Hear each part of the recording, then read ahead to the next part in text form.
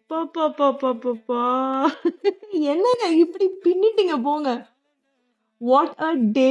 What a day! What an experience it was election அன்னைக்கு.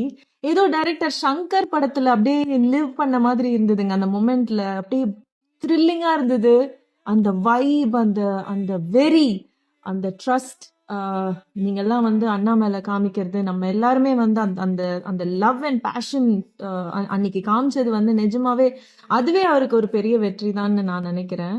எத்தனை பேர் அப்ராட்ல இருந்து விடுங்க. எத்தனை பேர் வேலை எல்லாத்தையும் விட்டுட்டு அவங்களோட பிஸி ஸ்கெடியூல்லாம் விட்டுட்டு எங்கிருந்தெல்லாமோ டிராவல் பண்ணி வந்து அன்னைக்கு ஓட் போட்டே ஆகணும்னு அவங்களோட சொந்த ஊருக்கு போய் சான்ஸே இல்லைங்க. Hats off to you guys. And நிஜமாவே நான் ஒன் டே வந்துட்டு போனேன். எனக்கு அந்த எலெக்ஷன் எக்ஸ்பீரியன்ஸ் ஓட் போடணும்னு ஓகே, ஆஸ் அ ஃபேமிலி மெம்பரா எனக்கு அந்த ஒரு ரெஸ்பான்சிபிலிட்டி இருந்தும் அந்த வைப் பார்க்கும்போது அப்படியே புல்லரிச்சிருச்சு எனக்கு நிஜமாவே. Thank you so much you guys. And I think May 4th வந்து நமக்கு தெரியும் தமிழ்நாடோட ஃபியூச்சர் எப்படி இருக்க போகுது அப்படின்னு.